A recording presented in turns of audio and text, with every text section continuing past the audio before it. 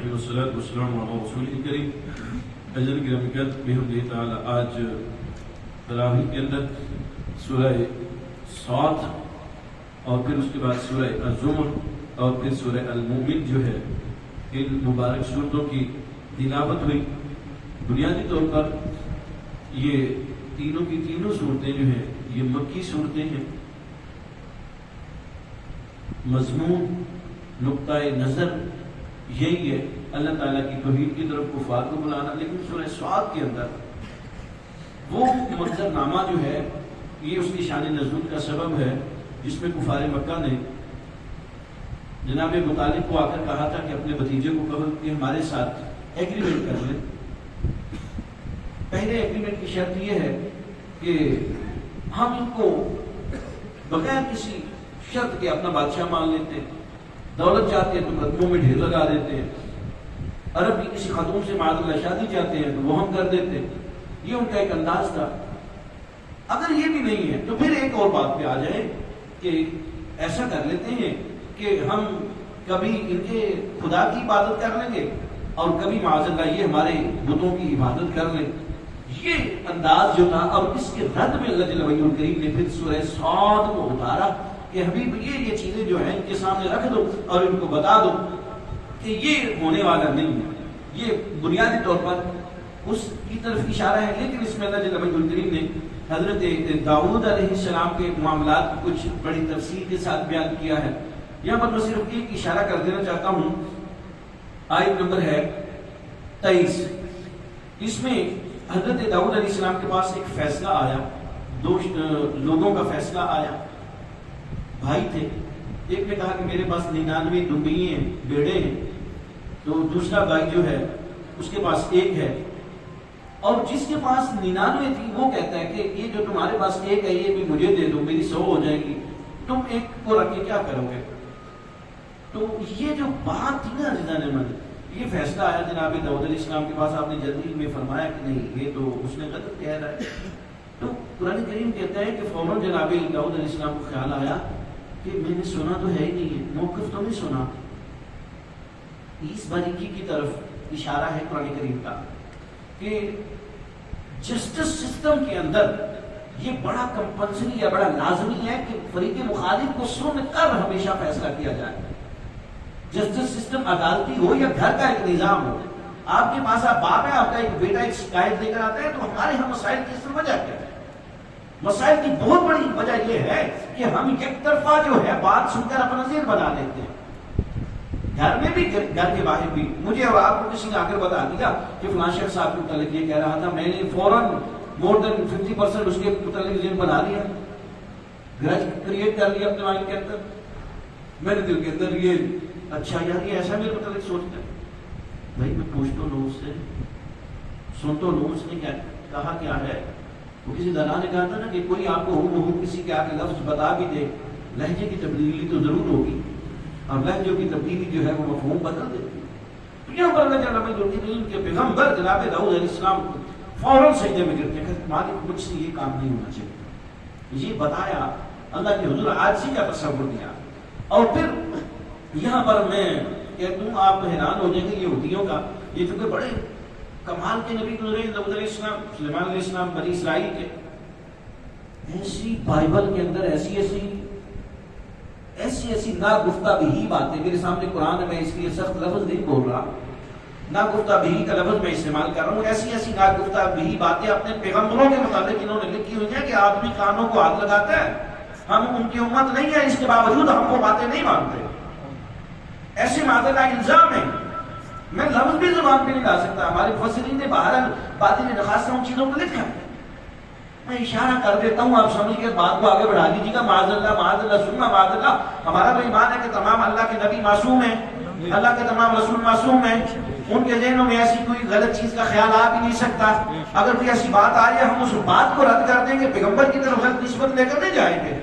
لیکن یہ بنی اسرائیل یہ خود اپنے پیغمبر جناب داؤد علیہ السلام کو متعلق ایسے لفظ, استغفر اللہ, میں نے آپ کو کہا کہ بس اشارہ سمجھ لیجیے کہ ایسی لفظ اس کی ذمت میں, اور یہاں پر ان چیزوں کا رد کیا گیا. یہ اپنے نبیوں کے متعلق بائبل گواہ ہے آج, اور آج بھی بائبل کے اندر ایسی چیزیں موجود ہیں. کہتے ہیں جی پھر کیا وہ بشر تھے معاذ اللہ. وہ ہم یہی تو کہتے ہیں کہ یار بشر سارے ایک جیسے نہیں ہوتے. ہم تو اپنے حضور کو بشر مانتے ہیں لیکن افضل البشر مانتے ہیں. بشر مانتے ہیں مگر بے مثل بشر مانتے ہیں. ہم بشریت کا انکار نہیں کرتے اس طریقے سے.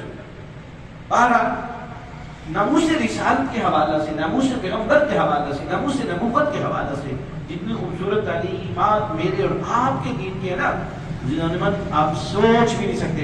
اچھا جی، اس کے بعد ہے سورہ الزمر. اس میں ایک آیت میں آپ کے سامنے پڑھنا چاہوں گا، آیت نمبر 6، جو بڑی آج کی میڈیکل سائنس نے آج جن چیزوں کو ڈسکور کیا، میرے قرآن نے اس کو کئی 100 سال پہلے بیان کر دیا. خلقکم من نفس واحدہ، اللہ نے تمہیں ایک جان سے پیدا کیا. ثم جعل منها زوجها، پھر اس ایک جان سے ایک جوڑا بنایا یعنی آدم علیہ السلام سے اما حوا کو. وانزل لكم من الانعام 8 ازواج يخلقكم في بطون امهاتكم خلقا من بعد خلق في ظلمات ثلاث. کہا کہ اس نے تمہاری خلقت، تمہاری پیدائش کا معاملات ایسے کیے ہیں کہ 3 اندھیروں میں ماؤں کے رحموں کے اندر رکھا، ماؤں کے پیٹوں کے اندر رکھا، تمہاری مختلف منزلیں جو ہیں وہ رکھی. اور میں صدقے جب اپنے سید عالم صلی اللہ تعالی علیہ وسلم کے حضور ارشاد فرماتے ہیں کہ انسان جب ماں کے پیٹ میں آتا ہے اس کا نقطہ آغاز جب ہوتا ہے 40 دن اس کی ایک کیفیت رہتی ہے، پھر 40 دن اس کی دوسری کیفیت ہوتی ہے، پھر 40 دن اس کی تیسری کیفیت ہوتی ہے. جب 120 دن کا ہوتا ہے ثم یرسل الیہ الملک فینفخ فیہ الروح باربع کلمات او بکتب رزقہ اجلہ وعملہ شقی او سعید. کہا جب 120 دن کا ہوتا ہے پھر اس کی روح جو ہے ماں کے پیٹ کے اندر، اس کی روح جو ہے اس کے جسم کے اندر داخل کی جاتی ہے اور پھر اس کا رزق لکھ دیا جاتا ہے، پھر اس کی زندگی لکھ دی جاتی ہے. زندگی میں اچھائی کیسے کتنی رکھے گا، برائی کتنی رکھے گا، یہ ساری چیزیں جو بعد میں میڈیکل سائنس آج پروو کر رہی ہے، میرے اللہ کا قرآن اور میرے نبی کا فرمان 1500 سال پہلے یہ چیزیں بتا کر چلا. سبحان اللہ. یہ قرآن ہے، صرف مذہب کی کتاب نہیں، میرا قرآن میڈیکل کی کتاب بھی ہے. چیلنج سے عرض کر رہا ہوں، یہ میڈیکل کی بات نہیں ہے تو کیا ہے؟ انسان کی خلقت کو بیان کرنا.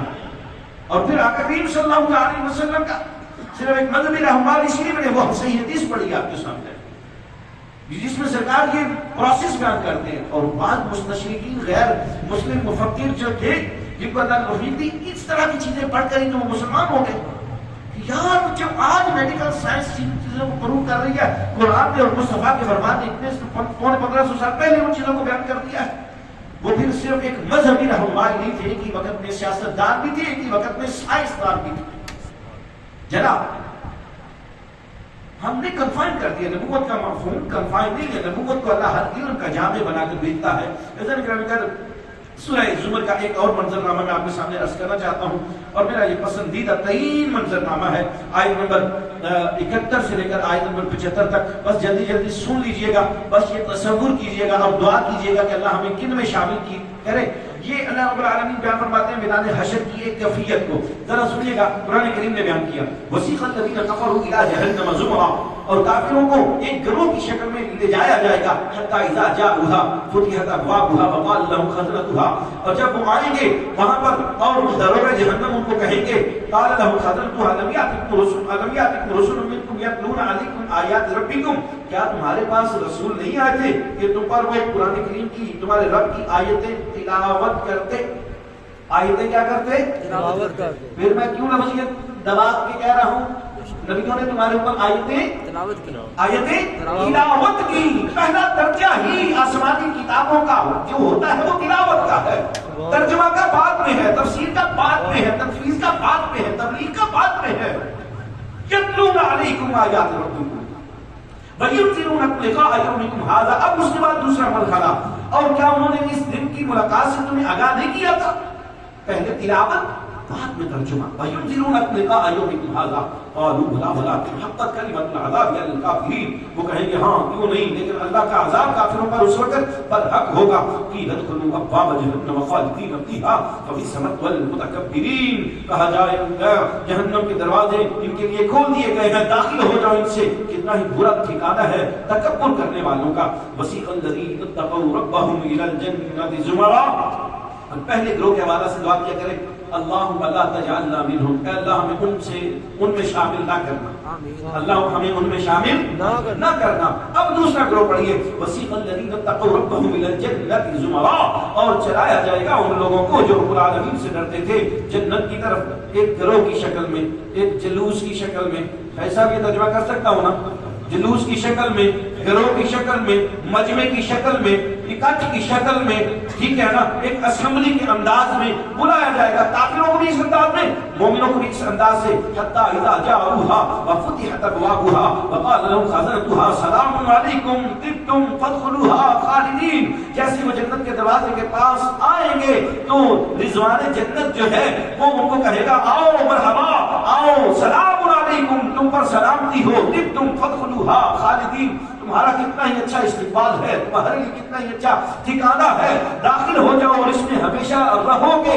وقال الحمدللہ الذی صدقنا وعدہ واورثنا الارض نتبوأ من الجنۃ حیث نشاء فنعم اجر العاملین، اور اس وقت وہ کہیں گے، وہ مومنین کہیں گے تمام تعریف اللہ کے لیے جس نے اپنے وعدہ کو سچا کر دکھایا، جس نے اپنے وعدہ کو، اللہ نے ہمارے ساتھ وعدہ کیا تھا اور جاگو گے تو انعامات دوں گا، تقوی اختیار کرو گے تو انعامات دوں گا، مالک تیرا وعدہ سچا ہو گیا، آج ہم جنت میں داخل ہو رہے ہیں، وَأَوْرَثْنَا الْأَرْضَ نَتَبَوَّأُ مِنَ الْجَنَّةِ حَيْثُ نَشَاءُ، اور جنت ہماری ایسی وراثت میں دے دی، اب ہم جہاں چاہیں گے جنت میں جائیں گے، اب ہم جہاں چاہیں گے جنت میں جائیں گے۔ فَنِعْمَ أَجْرُ الْعَامِلِينَ، فرمایا عمل کرنے والوں کا اجر یہ کتنا ہی اچھا ہے۔ یہاں پر دعا یہ کیا کریں اے اللہ ہمیں ان میں شامل فرما، اللہم اجعلنا منہم، سب کہیے آمین، اللہم اجعلنا منہم، اے اللہ ہمیں ان میں شامل فرما دے۔ وَتَرَى الْمَلَائِكَةَ حَافِّينَ مِنْ حَوْلِ الْعَرْشِ يُسَبِّحُونَ بِحَمْدِ رَبِّهِمْ، اور تو دیکھے گا اے قرآن پڑھنے والے اللہ کے عرش کے ارد گرد فرشتے ننگے پاؤں اس کی تسبیح بیان کر رہے ہیں، ننگے پاؤں اس کی تسبیح بیان کر رہے ہیں۔ وَقُضِيَ بَيْنَهُم بِالْحَقِّ وَقِيلَ الْحَمْدُ لِلَّهِ رَبِّ الْعَالَمِينَ۔ پھر اس کے بعد سورہ المؤمن، اشارتاً میں بس ایک بات اس کے متعلق عرض کر دیتا ہوں، سورہ مومن جو ہے یا کہ صلی اللہ علیہ وسلم کی اس انداز سے ڈھارس بتائی گئی ہے کہ حبیب پیارے جتنے بھی کٹن حالات ہو جائے نا، ہم ان حالات سے نکلنے کی تدبیر ضرور رکھتے ہیں۔ موسیٰ علیہ السلام کے لیے فرعون تھا سامنے، بڑے کر و فر والا، بڑے تکبر والا، بڑی جاہ و جلال والا، لیکن آیت نمبر 28 میں اس کے حوالہ سے بیان کیا گیا۔ پھر اب جب اس نے دیکھا کہ کسی طرح سے کوئی چارہ کار نہیں بن رہا، جادوگر میرے فیل ہو گئے اس کے سامنے، اور موسیٰ جو ہے دن بدن سچا ثابت ہوتا جا رہا ہے، پورے اپنے لوگوں کو بلایا، اپنی قبیلہ کو بلایا، اپنے جتنے بھی لوگ بلا سکتا تھا ان کو بلا کر کہنے لگا کہ بھائی میں تو بس معاذ اللہ یہی میرے پاس ایک چارہ ہے کہ میں موسیٰ علیہ السلام کو قتل کر دوں۔ اب اس کے قبیلہ میں، اس کے دربار میں ہی ایک نوجوان ایسے تھا جو دربار میں کام کرتا تھا، ملازم تھا وہاں پر سرکاری، وہ اپنے دل میں ایمان چھپائے بیٹھے ہوا تھا، وہ موسیٰ علیہ السلام پر خفیہ طور پر ایمان لے آیا ہوا تھا۔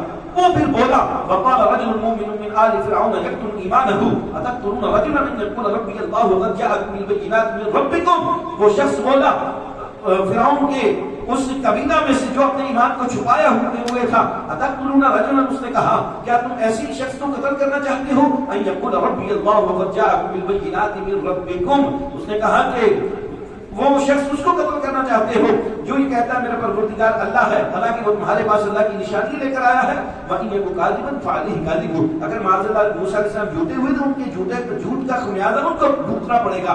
وَإِنْ يَكُ صَادِقًا يُصِبْكُمْ بَعْضُ الَّذِي يَعِدُكُمْ إِنَّ اللَّهَ لَا يَهْدِي مَنْ هُوَ مُسْرِفٌ كَذَّابٌ، لیکن جو ان کی باتیں سچی ہیں ان کا پھر انجام تمہیں بھگتنا پڑے گا اگر تم نے ان پر عمل نہ کیا۔ تو پھر عزیزان گرامی اور میں آپ کو پیر کرم شاہ صاحب کی اس آیت کے ضمن میں تفسیر پڑھ رہا تھا ضیاء القرآن، انہوں نے بڑی اتنا دلچسپ بات لکھی، انہوں نے کہا کہ فرعون جتنا بھی ظالم تھا لیکن پھر بھی اس نے پیشنس کے ساتھ، حوصلے کے ساتھ، تسلی کے ساتھ اس مومن کی بات سنی اور اس کو قتل نہیں کروایا۔ سنی فرعون کتنا برا تھا، اور پیر صاحب میں کہتا ہوں اپنے دور میں آج ہوتے تو پتہ نہیں پیر صاحب کیا لکھتے، کیسی باتیں ہوتی۔ پیر صاحب کہتے ہیں کہ اتنی بڑی بات اس نے بادشاہ کے سامنے کہی ہے لیکن بادشاہ نے اس کو کہا کچھ نہیں، فرعون نے کہا کچھ نہیں۔ ہاں پھر دوسری تدبیر کی طرف چلا، حامان کو کہنے لگا ایک بہت بڑا محل تعمیر کرو، وہاں سے میں پھر دیکھتا ہوں، یہ مطلب ایک طرز تھا اس نے حضرت موسیٰ علیہ السلام پر۔ اللہ رب العالمین نے سورہ مومن کے پس منظر میں بہرحال یہ چیز سمجھائی کہ اگر مشکلات آتی ہیں، آزمائشیں آتی ہیں تو اللہ رب العالمین ان سے نکلنے کا اسباب بھی بنا دیتا ہے. اسی قوم میں لوگ ہوتے ہیں جو پیغمبروں کے ساتھ کھڑے رہے ہیں، اور حبیب ہم بھی آپ کو اکیلا نہیں چھوڑیں گے. اور پھر میرے حبیب کے ساتھ جو لوگ جیسے جڑے ہیں، دنیا میں ایسی کوئی مثالیں نہیں آ سکتی. سرکار کو نام کے اوپر، سرکار کی ذات کے اوپر جن لوگوں نے قربانیاں دی ہیں، وہ اہل بیت ہوں یا صحابہ کرام علیہ رضوان ہوں، یہ تمام کے تمام جو ہے وہ اعلیٰ اور بے مثال ملے. اللہ رب العالمین کی بارگاہ میں دعا ہے کہ مالک مولا ہم سب کو قرآن فہمی کی توفیق عطا فرمائے. آمین. واقعی